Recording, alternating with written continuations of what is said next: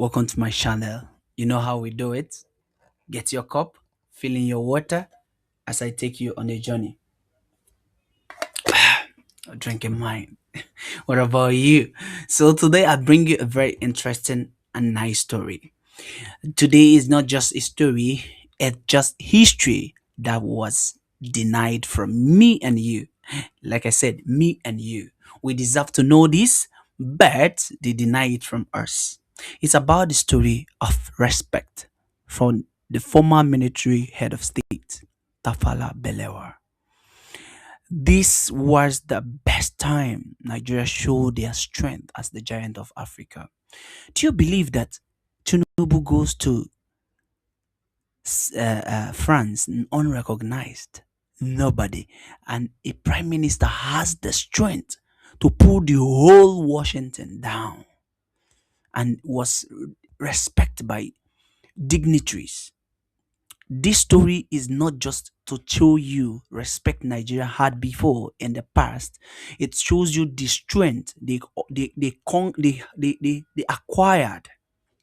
That was the reason why they called them giant of Africa. Do you know the reason?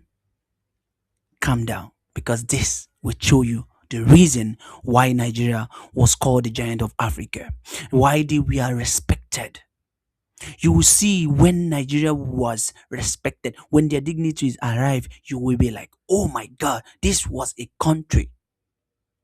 In this video, you watch how Tafawa Balewa was welcomed and ignited to the whole overall office with respect, treated with honor, that he could even make some demands in front. He was even allowed to make some write-ups for the US, for you to know when there was respect for Nigerians. Okay, let's begin with the story. Go nowhere. On a warm July morning in 1961, the street of Washington, D.C. bustled with quiet anticipation. Journalists lined the airport and dignitaries prepare for an event that marked a new chapter in international friendship. What is it called? International friendship. The man they awaited was Alhaji Tafawa Balewa, the Prime Minister of the recently independent Nigeria, Federation of Nigeria. As his plane touched down, a sense of history filled the air. Balewa stepped forward with a calm dignity, representing a nation just finding its place in the world. Handshakes were exchanged, speeches prepared, and camera click. For the people of America, it was a glimpse of a vibrant new partner in Africa. What's it called? Partner for Nigerian. It was a proud moment of recognition of the global stage. You see, in Africa, it was a global stage, right? But America, it was partner. That day was more than a visit. It was a symbol of hope, diplomacy, and the promise of collaboration between the two nations, born by shared idea and mutual respect. You see, when we say that if you make your country nice, everybody absolutely will respect your country, because no country can survive without respect.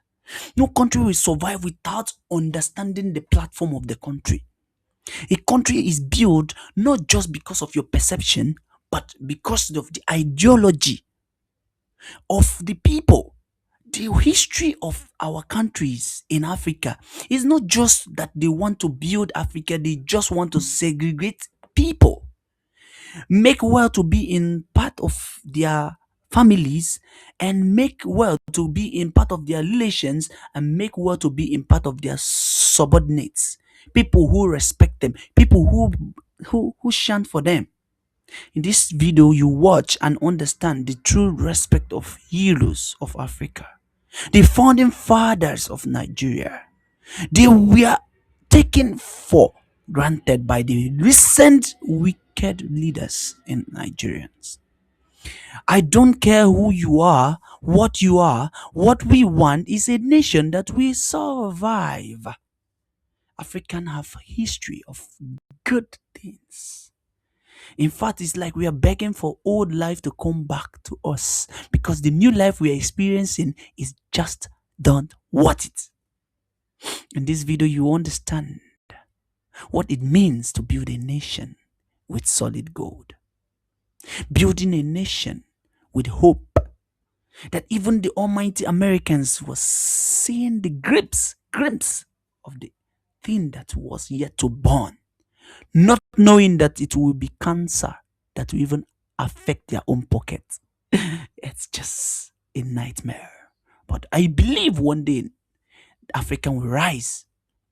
I believe strongly that all our efforts, collateral efforts, telling them that we will rise. A country where bandits will be negotiated and citizens will be released and no gunshot, nothing. If I become a bandit with microphone, in 2 minutes they will get you arrested, treat you nicely. You know what I mean? Treat you nicely. But just a glimpse of what you want to see in this video. As Sir Tafawa Balewa was respected in the global office and giving honor that Africa needed. Not the one of Museveni, not the one of Tinubu, not the one of Apobia, not the one of all. Like I said, if you also want to watch about the life and history of Pobia, click on the likes on the recent view. You'll see my old video there. It was a video I made about Pobia. You will learn more about Pobia. May you watch this video. May you understand what it means to build a nation that we stand. July 25th, 1961. America is waiting for the arrival in Washington of the Prime Minister of the Federation of Nigeria, Alhaji Sir Abubakar Tafawa Balewa.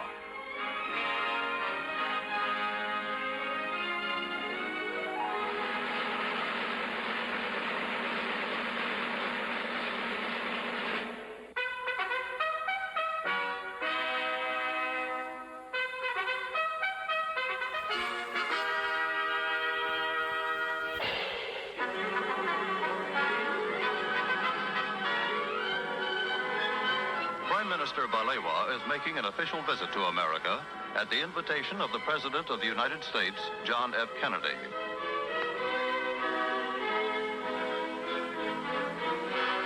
Waiting at the airport to greet him are Vice President Lyndon B. Johnson, Secretary of State Dean Rusk, Mr. Joseph Palmer, the American Ambassador to Nigeria, and other high-ranking American officials. Accompanying the Prime Minister is Minister of Foreign Affairs Wachuku, Ambassador Udochi, and Minister Shagari and Benson, and other key members of the Nigerian government.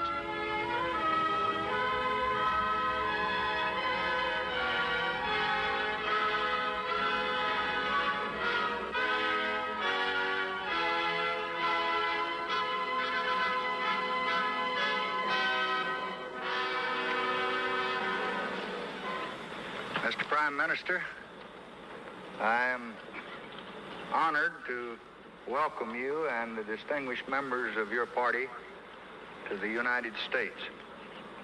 This welcome is only the beginning. You will find as you travel through this country a very deep and genuine interest in the exciting developments which are taking place in your country and in Africa today.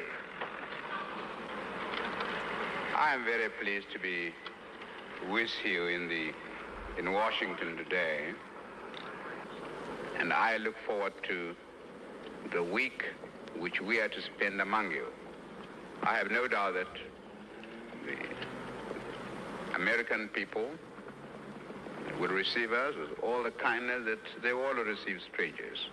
This is just a brief reply to your very warm address of welcome. Thank you.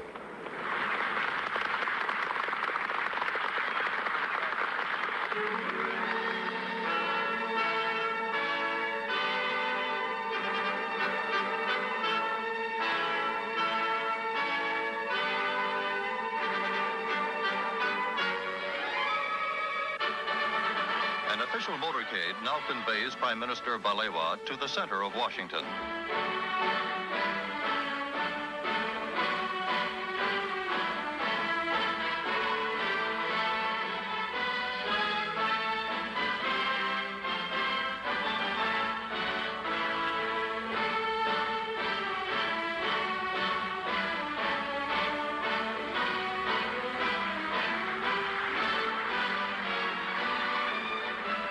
Many friendly Americans are waiting to welcome Sir Abubakar to his home in Washington.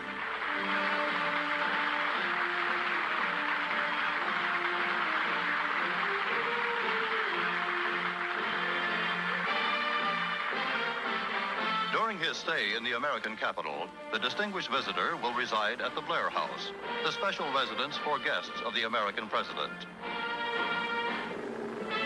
Just across the street from the Blair House is the White House, where President Kennedy awaits Prime Minister Balewa.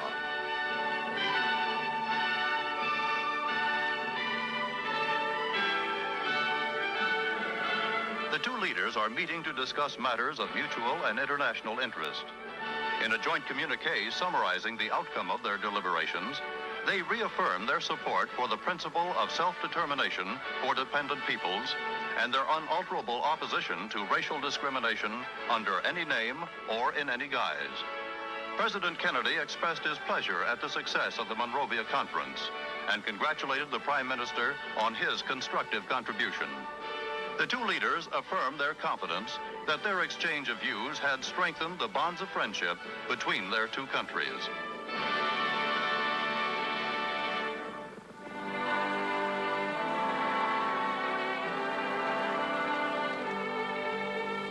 The next stop for Sir Abubakar is a memorial to one of America's best-loved presidents, Abraham Lincoln.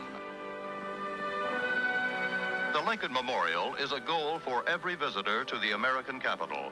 Tourists from all over the world are drawn by a reverence for the man known by all men as the great emancipator.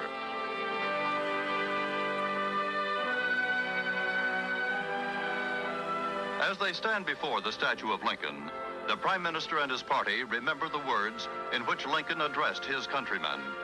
He called upon them to do all which may achieve and cherish a just and lasting peace among ourselves and with all nations. Sir Abubakar and his party see a monument to America's first president, George Washington, as they leave the Lincoln Memorial. A group of children proudly display the placard which Prime Minister Balewa has autographed for them.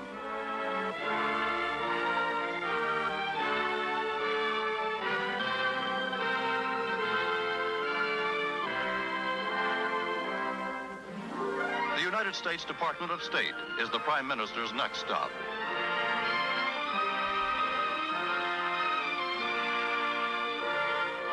An exhibit of photographs from Nigeria and of Nigerian arts and crafts has been planned to coincide with Sir Abubakar's visit.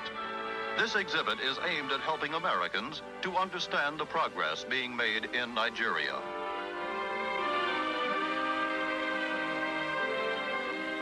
Prime Minister Balewa is once again warmly greeted by Secretary of State Dean Rusk. The meeting affords an occasion for the two men and their advisors to confer on a wide variety of subjects.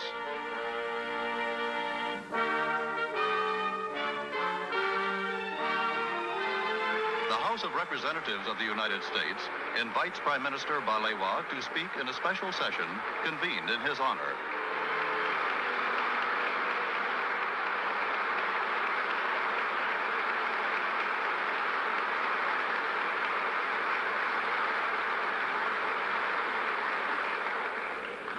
I regard it as a signal honor and privilege to be invited to address this world-famed gathering, not only because the United States of America is one of the leading nations of the world and one of the most powerful and advanced on earth today, but also because I believe that those who have struggled and worked to achieve independence will share with you and the great country which you represent a special meaning of liberty of freedom from outside control and opportunities for the fulfillment of one's national desires and cultural heritage. No one who visits the United States of America will fail to notice the effects of a free society and of a democratic system of government in which the rulers are the embodiments of the will of the people, and where the activity of those who rule are reviewed frankly from time to time by the entire population. We admire the American way of life, and we respect the people of the United States for their love of freedom. The spirit of freedom which was kindled in the hearts of the founders of your great nation and has impelled you to great feats in moments of national emergency, as well as in your daily activities. That same spirit has shown itself in Africa, and we are determined that the flame of freedom once alight shall not go out again in our continent.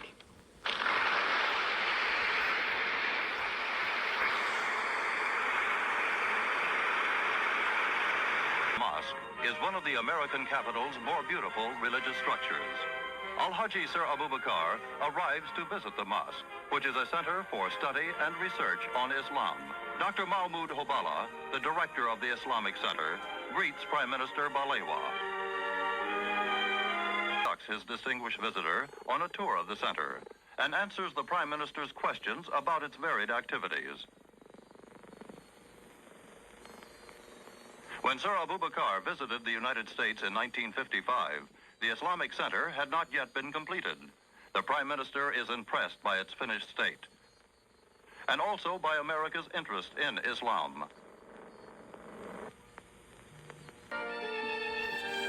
The National Press Club, whose membership includes distinguished world journalists, is one of the most influential forces on public opinion in the United States.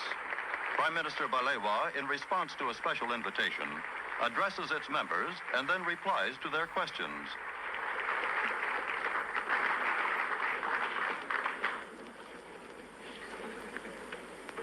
I would like to thank you, Mr. President, and the executive members of your organization for giving me the opportunity to address such a distinguished gathering.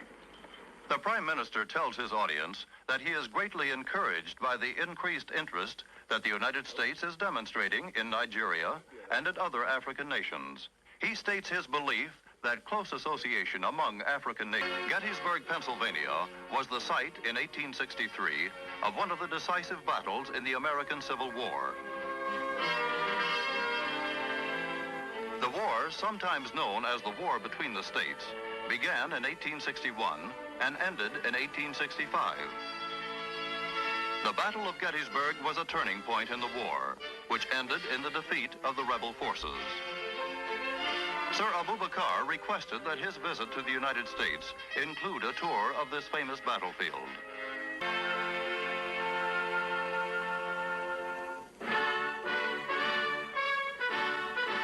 That evening, Prime Minister Balewa gives a dinner in honor of President Kennedy.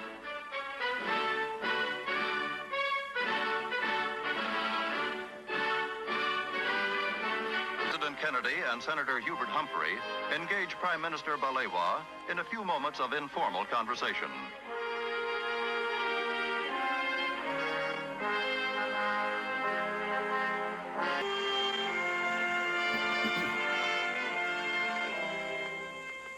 Leaving Washington on July 28th, Prime Minister Balewa flies to Chicago.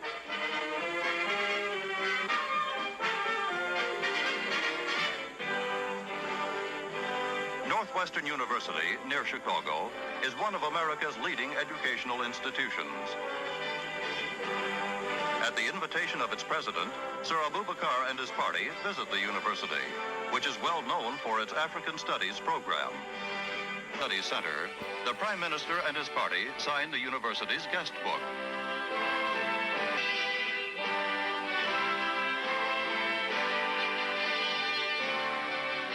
Professor Melville Herskovitz, head of the African Studies Center, escorts Sir Abubakar to the African Studies Reading Room.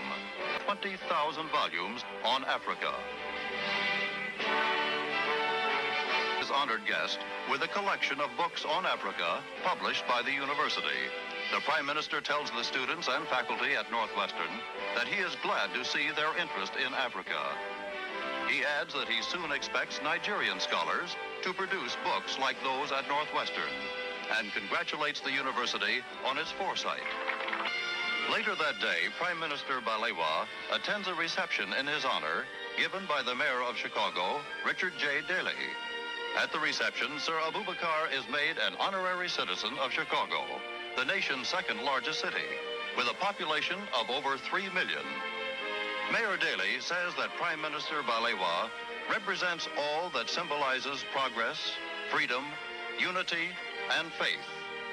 To America, Sir Abubakar travels by plane to Knoxville, Tennessee. There, Sir Abubakar visits the Fort Loudoun Dam, part of the Tennessee Valley Authority, which is widely known as TVA. The world-famous TVA project was established to develop the Tennessee River for flood control, navigation, and electric power production. It provides controlled irrigation and low-cost electric power to the people of a region covering 40,000 square miles, approximately the area of the Republic of Liberia. Prime Minister Balewa takes particular interest in the Tennessee Valley Project, since a similar plan is underway in his own country to make the fullest possible use of the great Niger River. Carr visits a farm. This farm was chosen a few years ago by the Tennessee Valley Authority as an experimental test farm. By means of modern fertilizers and agricultural methods, it has been changed in a short time from a barren and unproductive piece of land to what the Prime Minister now sees: the entire valley.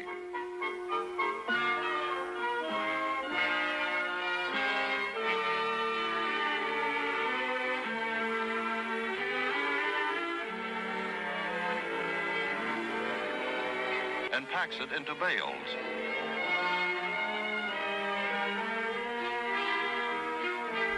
To the farm to give a small party in honor of Sir Abubakar.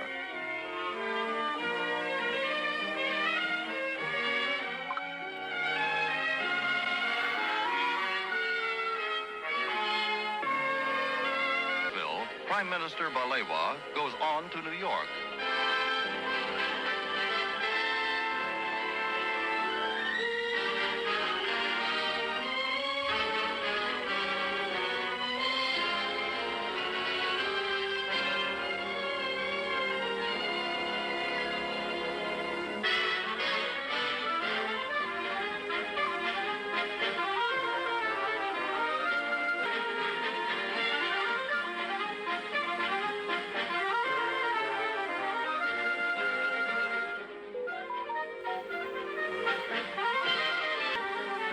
Sir Abubakar is on his way to New York University, which is the largest private educational institution in the United States, with a student body of over 40,000.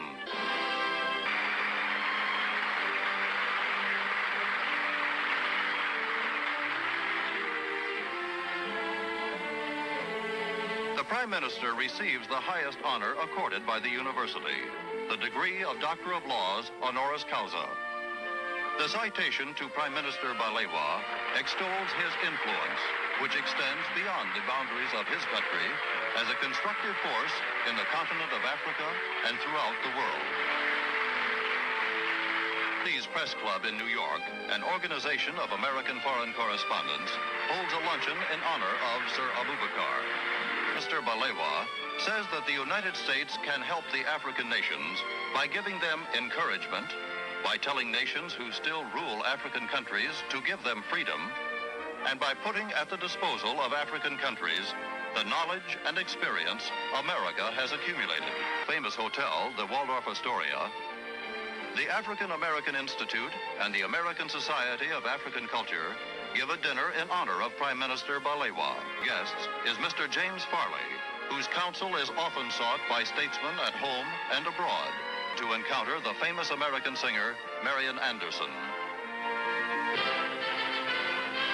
The United Nations is ready to receive Prime Minister Balewa.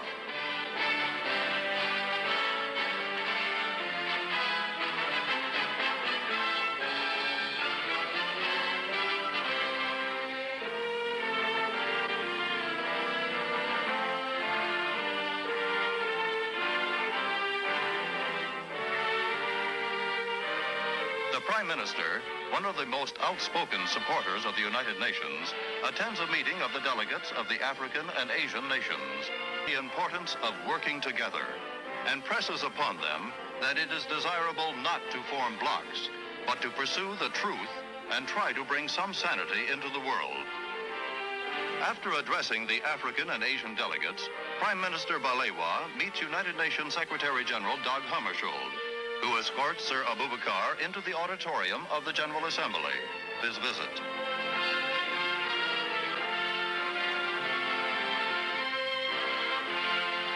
His last appearance in the United States takes place at Gracie Mansion, the residence of New York's Mayor, Robert F. Wagner.